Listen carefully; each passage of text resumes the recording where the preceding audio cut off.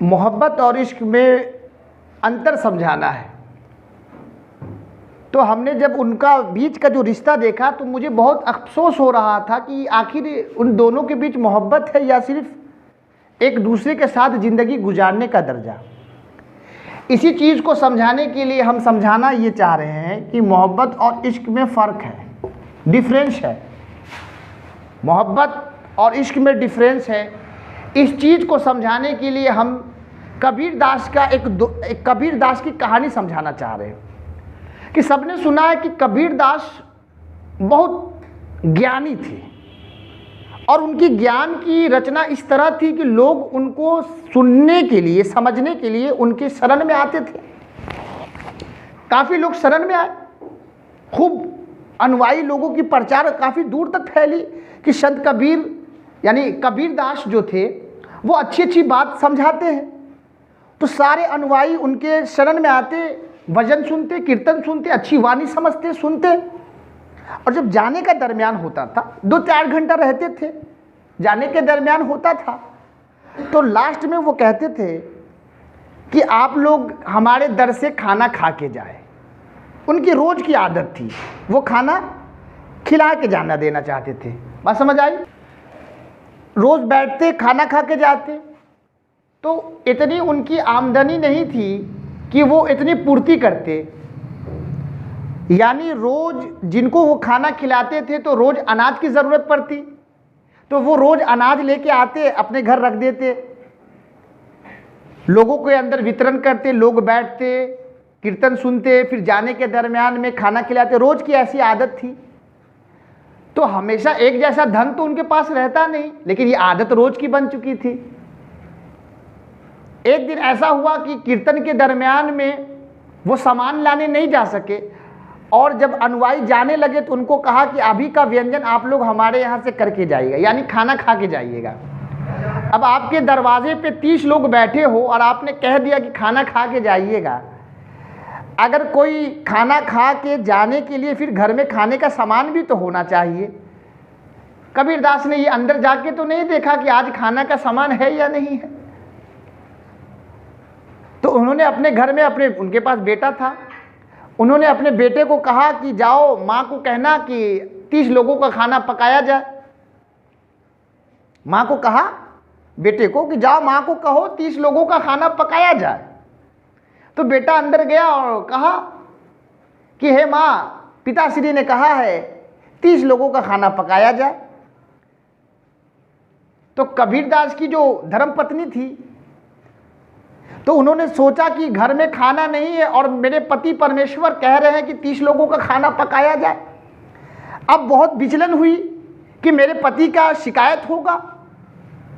तो इन्होंने जहाँ से राशन की दुकान थी, इनकी धर्मपत्नी को वो जगह पता था और ये राज उनको मालूम नहीं था कि धर्मपत्नी को कि जो सामान जहाँ से आता है वहाँ काफ़ी कर्ज हो चुकी थी। यानी कबीर दास के व्यवहार पे वो किराना दुकानदार काफ़ी राशन देता रहता था। अचानक धर्मपत्नी गई।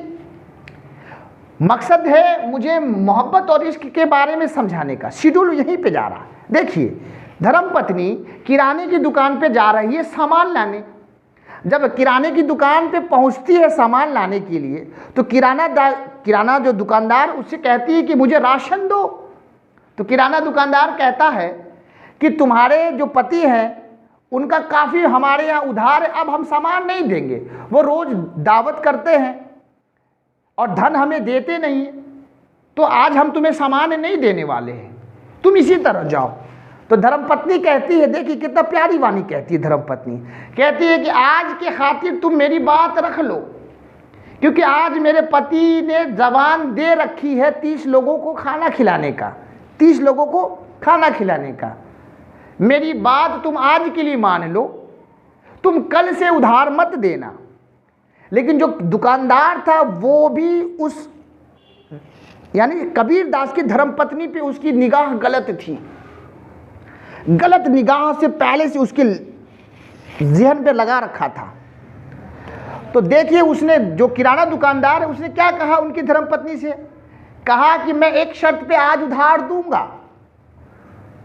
कि अगर तुम आज रात को मेरे साथ आज मेरे घर रहोगी, यानी गलत निगाह से, गलत उच्चारण से, गलत सोसाइटी की सोच से उसने कहा कि, क्योंकि उस जो किराने दुकान की निगाह उस पर गलत थी, गलत लालचन से देख रहा था। आज उसने कहा कि तुम मेरे घर सोओगी आज मेरे साथ। तो उसकी पत्नी देखी कितनी सभ्य, कितनी किरदार। अगर दूसरी की पत्नी होती तो चप्पल निकाल के मारती उसे, लेकिन इतने महान, जितनी तारीफ कबीर दास की जाए कम है। मेरी ताकत नहीं कि इतने महापुरुष का नाम मैं अपनी जबान से लूं। उनकी धर्मपत्नी ने कहा कि ठीक है, मैं आज रात को आपके घर आऊंगी। हंस के उन्होंने जो अपनी जबान, जो लहजा था, उन्होंने कह दी। अब देखिए वहां से उन्होंने सामान लिया, घर आई। घर आकर अपना जो सामान, जो पकाने का रसोई घर में उन्होंने पकाया, और जो साधु के शरण में, जो यानी कबीर दास के जो शरण में जो लोग एकत्रित थे, 30 लोग, सबको व्यंजन खिला के वो लोग चले गए।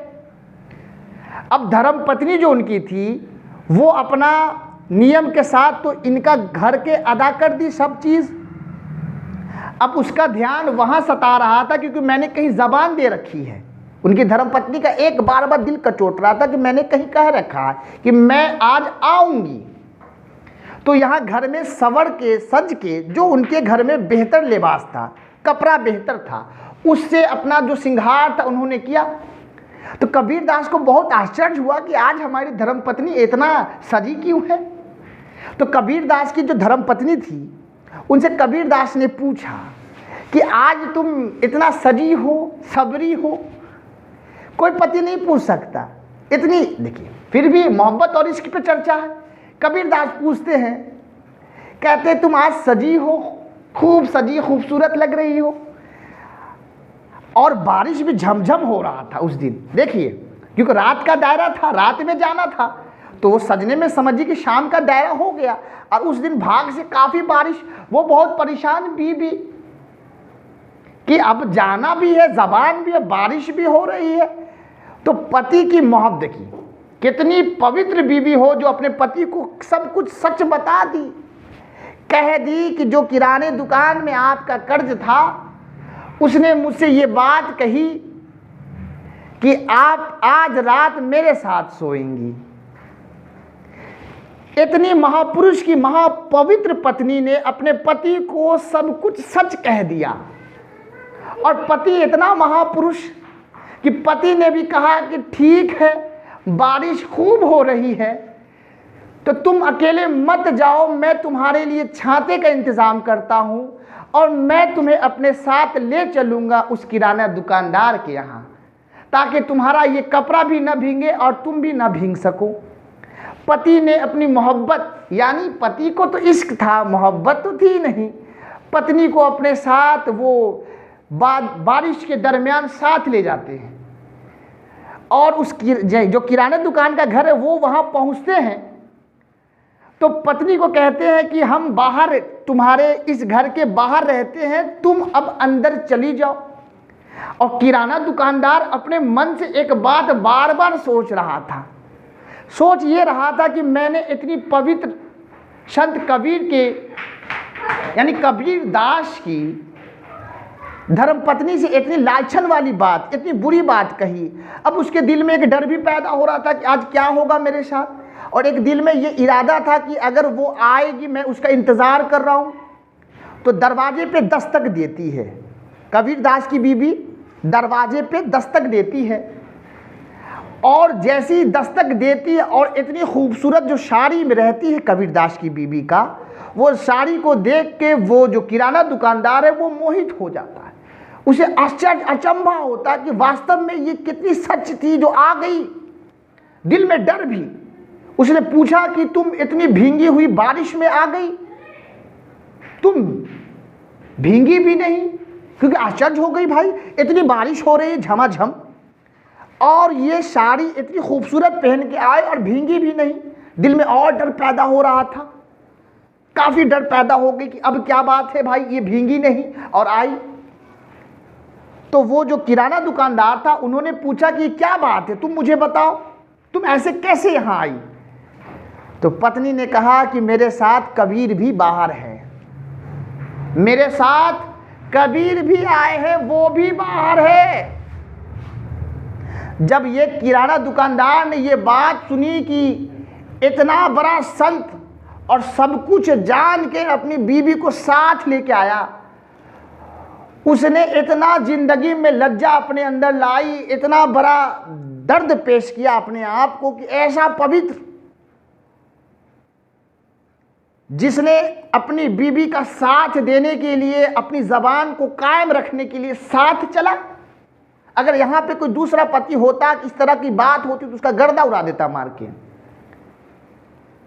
तो जब वो किराना दुकानदार को ये पता चला कि कबीर बाहर है, तो वो कलप के शरण में गिर गया। हे महात्मा, हे परमात्मा, आप जैसे महापुरुष का उदाहरण मुझे मिल गई कि अगर सच में किसी को दिल से मोहब्बत होगी तो फिर उस पे यकीन होगा कि जो सामने वाला हो वो मेरा है, और जो मेरा होगा तो मुझे उस पे शक नहीं होगा।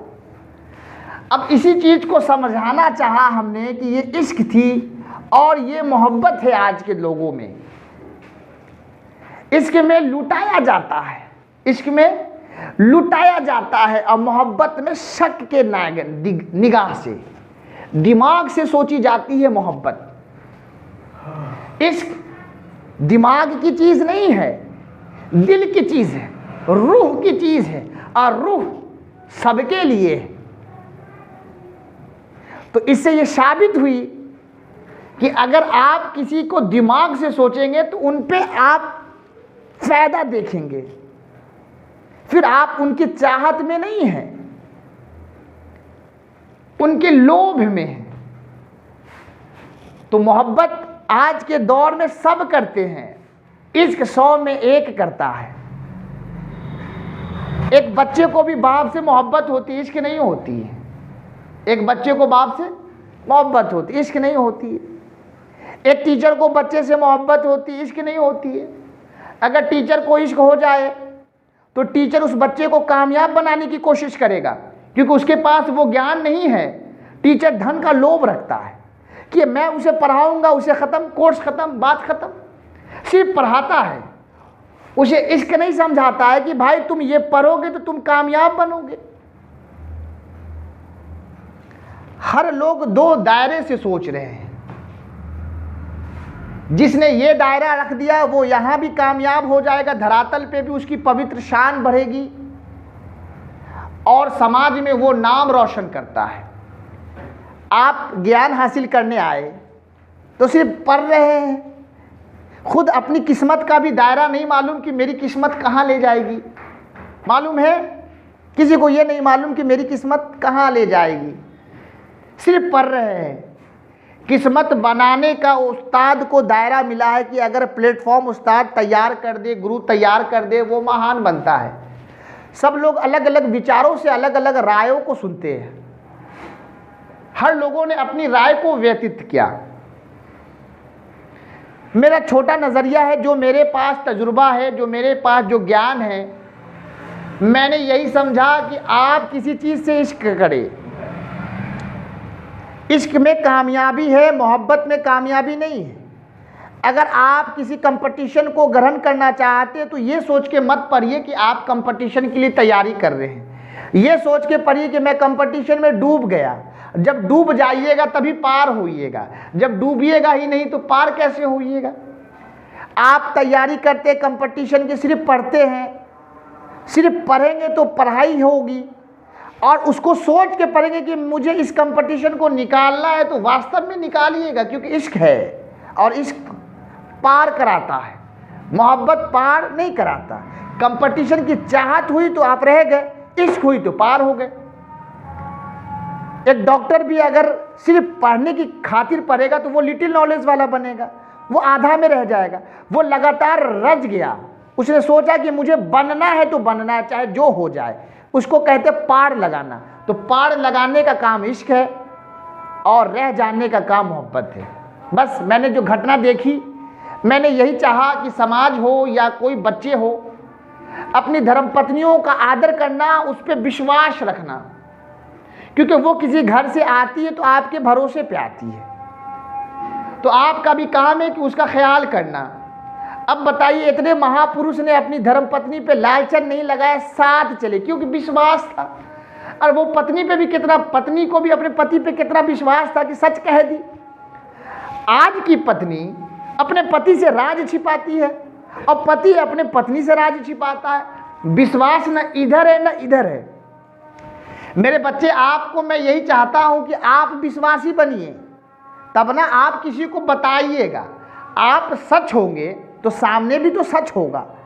आप न इधर गलत करिए न वो इधर गलत करे, तो रिश्ता सदैव सच का होगा।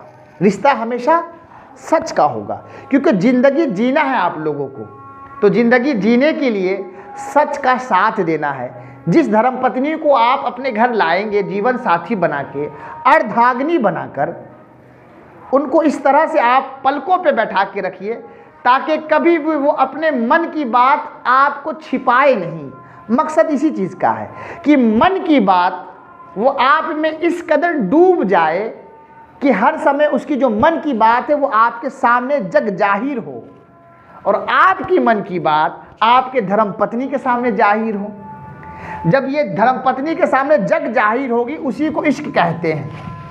और जब कोई बात छिपाई जाए उसे मोहब्बत कहते हैं। छिपाने का नाम ये है, इश्क में लुटाने का नाम है। समझ आ गई? सच बोला गया तो वो इश्क, जो छिपाई गई वो मोहब्बत। मोहब्बत छिपाती है। आप जैसे आईपीएस बनना चाहते हैं, तो आईपीएस बनाने का मतलब है कि आपने अपने शेड्यूल को लगा दी। जब लगा दी तो आपने इश्क की, आधा में छोड़ दिया तो वो मोहब्बत हो गई, झूठा था। बात समझ आ गई? हर काम करेंगे सच के लिए, सच में लुटाया जाता है। लुटाने का काम इश्क है और छिपाने का काम मोहब्बत।